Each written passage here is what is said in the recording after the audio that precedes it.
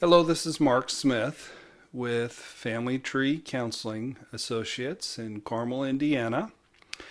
I'm going to be speaking with you today in the video 7 Dangerous Threats to Workable Marriages. You notice I didn't say happy marriages. I think a long-term truly healthy, truly happy marriage is a very, very, very rare thing indeed. What I try to teach my clients is a more realistic goal is seeking out a lifestyle and a relationship that is workable. So here are 7 dangerous threats to workable marriages. When a new couple comes in, about half of them, I'll ask them, "Hey, Joe, Mary, you emailed me, you called me with some issues. Can you tell me more?" Invariably, they'll begin to talk about communication. We just can't communicate. I think it's bad communication. And I don't roll my eyes and sigh on the outside. I just met them. I don't want to offend them. But on the inside, I assure you, I'm sighing very deeply and rolling my eyes like only a teenager can. I had a teenage gal in the other day who set the all-time eye-rolling record as far as anybody. I mean, she looked like she was having a seizure. She was rolling her eyes so much. Communication gets blamed for a lot of stuff that it has nothing to do with. It's like somebody blaming their financial problems on the economy during prosperous economic times. And what that does is it sort of sets up this global catch-all phrase, and it keeps people, say, financially, from taking responsibility to their contributions to whether or not they're doing well in this economy. Because there are a lot of people that do well in good economies, bad economies, middle of the road economies. They're doing some things different than the folks who always are blaming their issues outside themselves. Psychologist Kelly Flanagan, a blogger and a clinical psychologist, wrote, "I feel bad for marital communication because it gets blamed for everything. For generations and survey after survey, couples have rated marital communications as the number one problem in marriage. It's not. Marital communication is getting a bad rap. It's like the kid who fights back on the playground. The playground supervisors hear a commotion and they turn their heads just in time to see the retaliation of the kid being bullied. He didn't create the problem, he was reacting to the problem. But he's the one who gets caught, so he's sent off to the principal's office. Or, in the case of marital communications, sent to the therapist office. Fate worse than death. I feel bad for marital communications because everyone gangs up on him, when the truth is, on the playground of marriage, he's just reacting to one of the other troublemakers and bullies who actually started the fight." I thought that was a good quote, Kelly Flanagan. And I agree with him, from my perspective, there are 7 very dangerous troublemakers that are at the root causes that create communication problems. The communication problems are more symptoms. It's not the cause. That's a very bland, very nondescript discussion of what somebody's marital problem is if they just say communication. So, of course, the number one most dangerous troublemaker, bully, threat to a workable marriage is victim mentality, my favorite subject. I can't say this any stronger, but by far the number one cause of marital destruction and divorce is victim mentality. It only takes one partner to start believing that they have been victimized by their spouse for a marriage to be rendered completely unworkable. And all the communication training in the world won't fix a marriage that's hamstrung by victim thinking. I don't care what awful things your spouse has done to you. Please trust me when I tell you that you recruited them specifically to do exactly to you what they've done. I'm going to read that again. I liked that sentence. I don't care what awful things your spouse has done to you. Trust me when I tell you that you specifically recruited them to do exactly to you what they've done. That is true. Your problem isn't your sucky spouse. Your problem is your sucky childhood. That's the problem. It's bigger than that. Your problem is way bigger than the sins and the failings of your spouse. Romantic love is a reenactment of how you were loved as a child, unfortunately.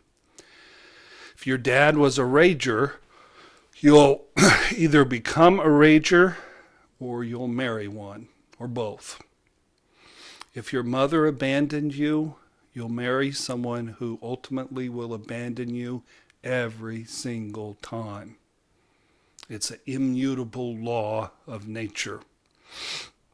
Your spouse is just the messenger of truth about who you are. Don't kill the messenger. Don't blame the messenger. They deliver to you exactly the type of love that you got growing up and exactly the type of love you sought them out to provide for you. It's all fair and it's all good. You can learn a lot more about this concept of victim mentality on YouTube. We have some playlists that I'm going to call attention to. When you're on our YouTube channel, just to the left, we've got about 10 playlists, 10 or 11. And one of them is called Uprooting Victim Mentality. And there must be, 15, 20 videos in there. And check the playlist out and learn more about victim mentality. The second big bully on the playground of marital issues that causes a threat to marriage is shame. Shame's a gremlin. I picture shame as a gremlin, and I was going to put like a gremlin from the movie, Stephen King's movie, on the blog, but it just was too creepy. I couldn't do it. Talk about a gremlin that will utterly destroy communication. Shame will get you speaking in what seems like completely different languages to each other. He's speaking French, she's speaking German, and nobody's listening. Shame is mega defensiveness. It's hearing 10 tons of criticism when only a half ton of criticism was actually shared. Shame-based couples don't listen to each other. They interrupt. They talk over. They tune out. They're busy preparing their rebuttals. They make faces. They roll their eyes. And they generally act pretty immature during their therapy sessions. And they can be quite irritating to the therapist because they're treating each other with a great deal of disrespect. And it's painful to watch that, frankly. To learn more about shame and how shame affects marital communication, we have a playlist called Healing Toxic Shame. It's Family Tree Counseling on YouTube, playlist Healing Toxic Shame.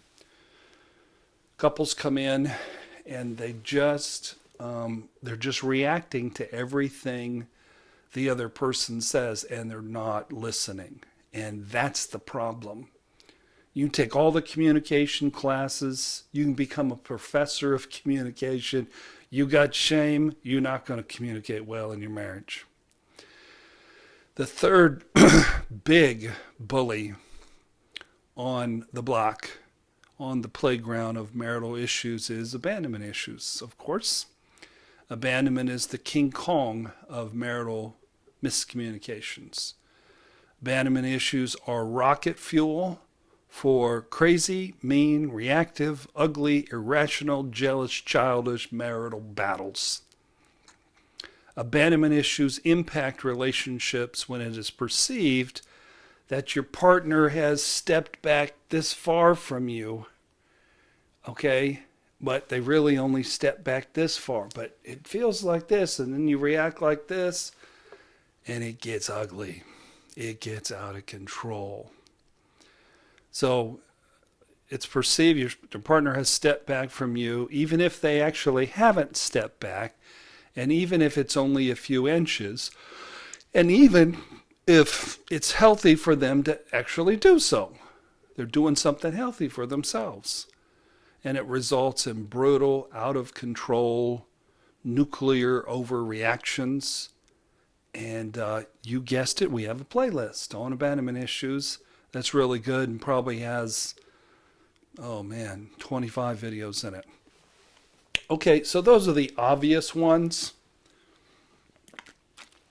But there's a few that are less obvious. And the fourth issue that causes, it's not really a bully on the marital playground, but it is a threat. And that's overconfidence. If you think that your doo-doo don't stink, you're in trouble. If you think that your marriage cannot possibly go down, you're overconfident.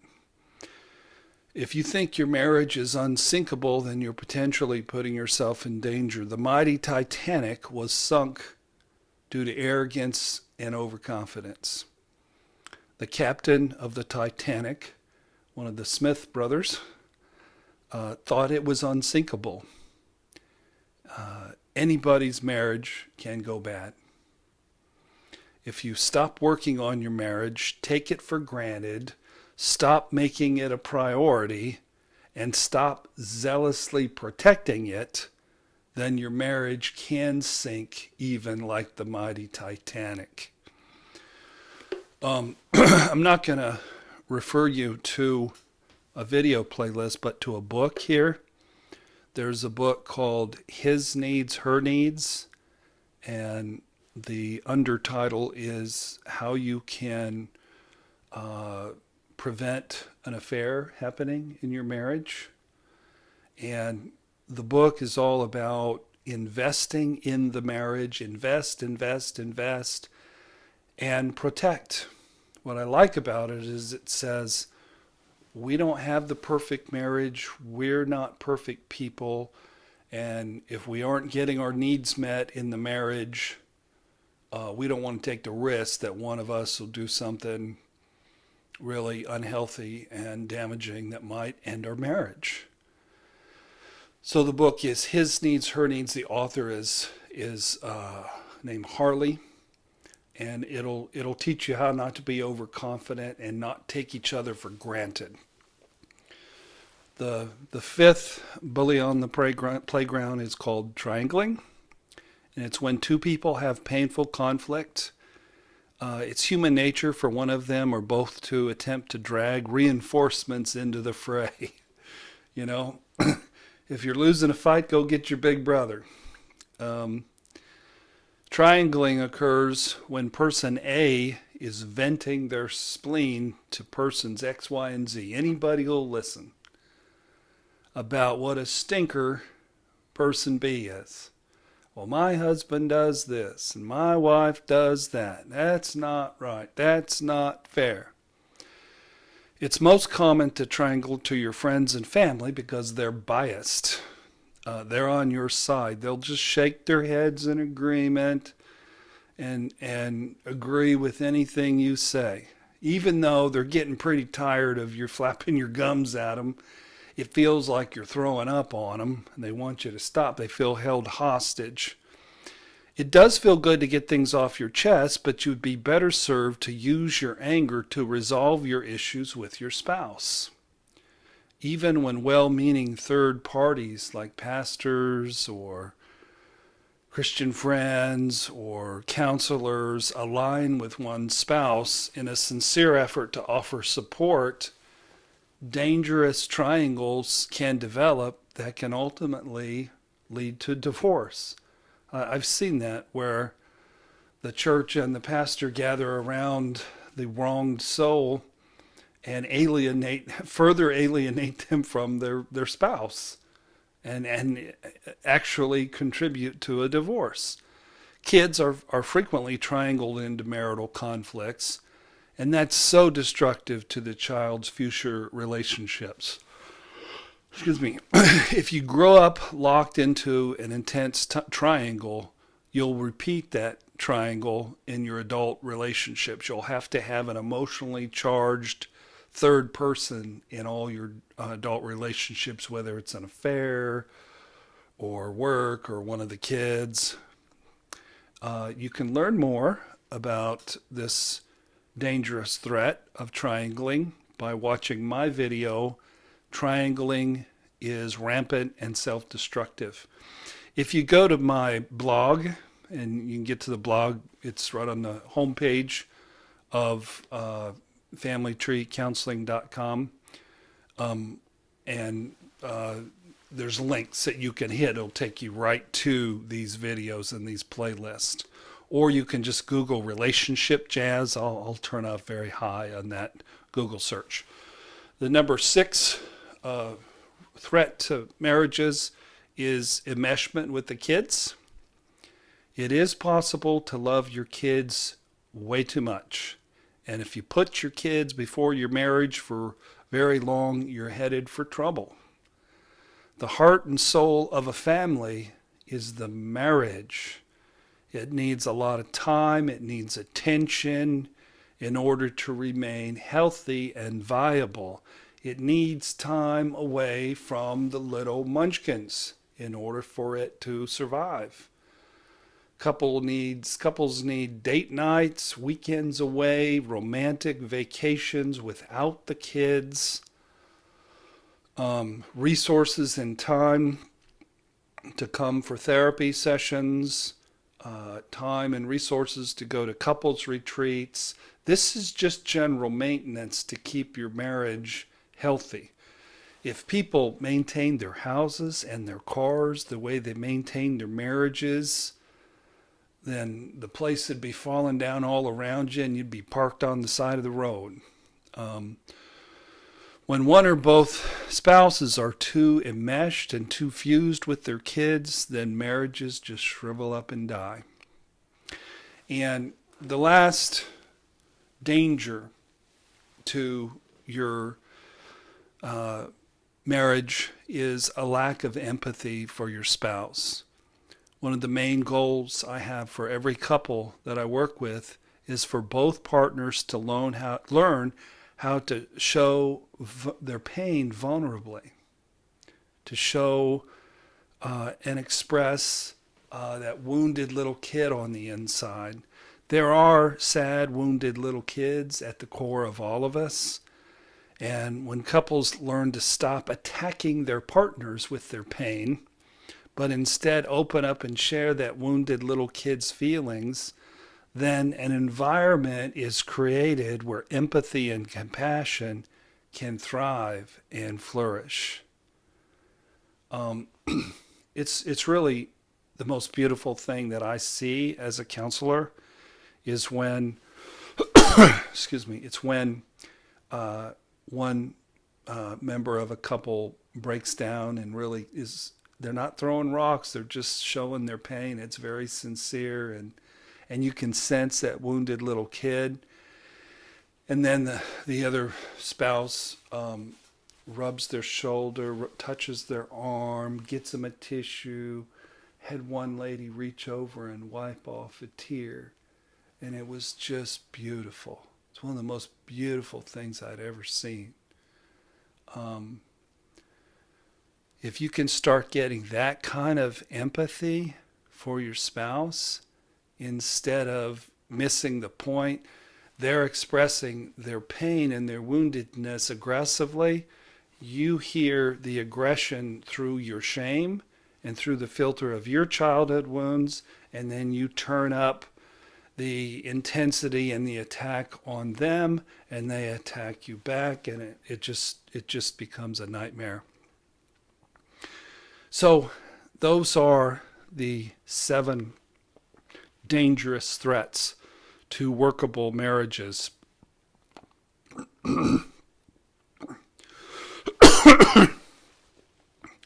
The main thing we try to do is teach you how to get your focus off of the other person and onto yourself. People come to our groups and they're so focused initially on what the other person is doing or not doing, and we teach them about healing themselves and taking responsibility. One fella in group, he calls it just clean up your side of the street. So encourage you guys just to clean up your side of the street. If you haven't joined our YouTube channel, please do so. We're sneaking up on 1,850 subscribers, and a couple of days ago we went over 200,000 views, and we expect to make 250,000 before the 1st of March. So this thing is a snowball turning into a very big snowball rolling downhill, and we hear from people every week, many times, just thankful for how we're touching their lives. And it's a joy to be able to share what we know and reach people. Also visit our website, which is familytreecounseling.com. I have 5 books there that would be of great help to you.